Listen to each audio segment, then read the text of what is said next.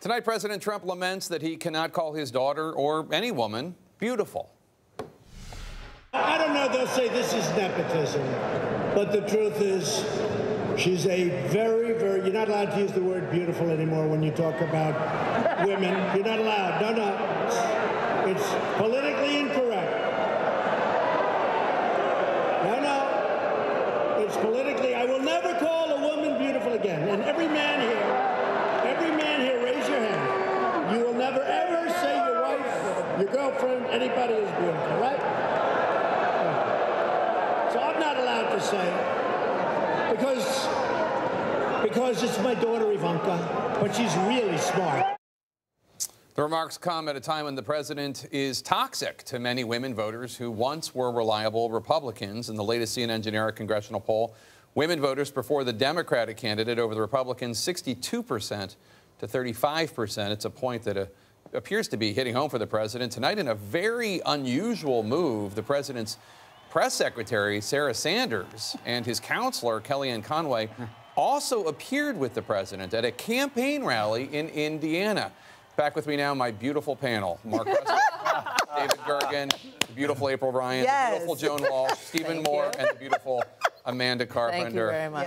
Amanda, the Republican Party is having a problem precisely with voters exactly like you. Yep. White, college-educated, once reliable Republicans. Why? It would help if he could find people who would support him that don't have the last name Trump or are not on his payroll. It seems like he has a hard time doing that. But I think listen, the first day after he was inaugurated, there were huge women's protests in light of worse things he said about women on tape. That was the beginning. And then there's other issues that inform this. The mass shootings that have gone on, Black Lives Matter marches, family detention at the border. I think a lot of those other things that aren't purely captured in an up or down polling question inform that base. And he's just never recovered from Access Hollywood, and it's only gotten worse on those policy issues that are activating women and making them run for office and vote for women. It's interesting, Mark, because what Amanda just said was not to mansplain, but what I heard from you.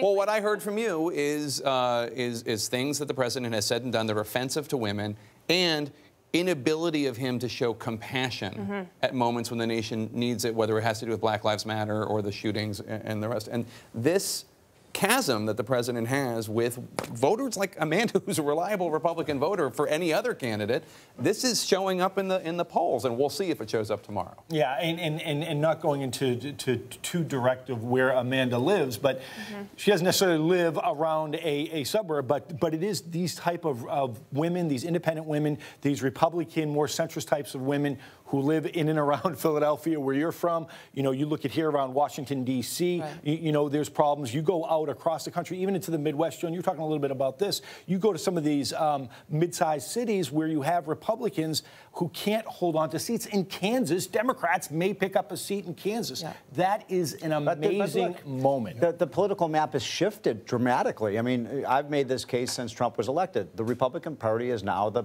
party of the working class. So if you actually look at the demographics, of the white working class. The working class is multiracial. The white working class. If you look at those statistics on female voters, it's true Republicans are doing terrible with college-educated women. But if you look at women without a college degree, actually Republicans do pretty well. By the way, we never talk. Let me just make one other quick point. You mean white women without college white degrees. Women who are not. But here's the other point. Why don't you ever talk about the fact that Democrats have a huge problem with white men? I mean, that's one of the biggest demographic groups in the country, is a Republican, and especially uneducated.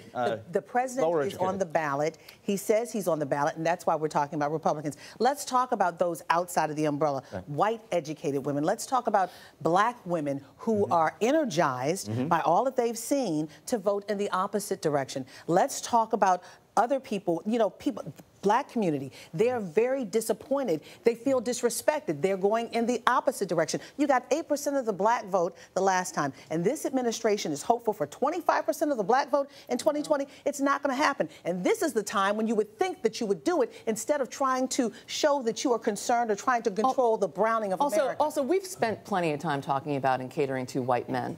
Steve, I'm just not going to worry about them tonight, okay? Okay. No, but they're beautiful people, too. But look, they are beautiful people, you too. talked about Some some gender gap. Democrats have a gender gap with men. David, I want to show you a snippet. Obviously, President Trump is aware. Somebody had said to him, you're not doing that great with women voters. This is a problem. You know, maybe this as a security issue will work. And President Trump, as always, reading the stage instructions aloud, revealed that the other day. Take a listen.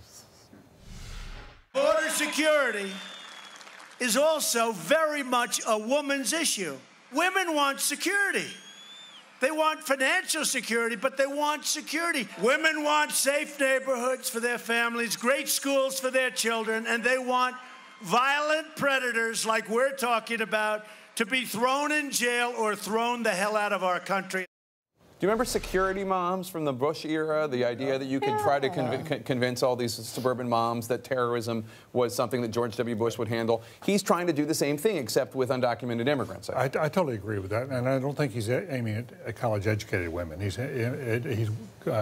pitching this to women who haven't finished college. A lot of women who are struggling. But I think that the problem he's facing is a historic problem. If you try to take away rights from people, they get angry, they get upset politically. That happened. Why did the evangelicals enter American politics back in the 1980s? Because the court ruled on Roe v. Wade and on prayer in schools and took those things away from them, and they got into politics. This is the same thing that's happening here. Women in the suburbs feel, you left out of your litany there, the Kavanaugh hearings and what Kavanaugh represents to a lot of suburban women. Yeah, I would lump that into me too, but I agree. But that issue is also entered. But it's not just about him giving offense to people, which he clearly does. It's not just about them viewing him as his predator in his own right, as he just started referring to predators. But it is about whether they're going to lose their rights. You know, I talked with someone from Planned Parenthood last night. They are petrified about what this may mean with the court, and they're, of course, going to get angry and active. Yes. I mean, there is real fear among women, and there's a real desire to be taken seriously and not to be condescended to. Like we're fearful and we need someone to take care of us and we need to be cherished. This notion that you can no longer say we're beautiful. Absolutely you can. And so I already did. I don't know. I know. Well, you certainly can. How many times do you want me to say? Over and over and over again. You know, one more time. I want to say, I want to back Steve up on a previous point because we spent a lot of time exploring Trump's failings. But if there is going to be a blue wave tomorrow, Democratic candidates have to find a way to win in rural areas. We talk a lot about, okay, they've got the cities locked down, they've got the suburbs locked down. Can they win in red, rural America? Until they can do that, the wave isn't going to happen. Or at least keep the margin. Stacey Abrams is trying very hard, and so is Andrew Gillum. But it's a different kind of voter. And that's very true. But let's go back to something that's really base that we just have not talked about on the table when it came to the Kavanaugh hearings. Those hearings opened up a wound, a massive wound for a lot of women who looked to the president, who looked to the moral leader, who looked to the leader of this nation to help fix this issue. He said that he felt that she was credible. Dr. Christine Ford was credible, but then he mocked her. And this is the man like the Kavanaugh hearings have provided the benefit of the Republicans. We'll see how Republicans. But the women were still hurt by how she treated her.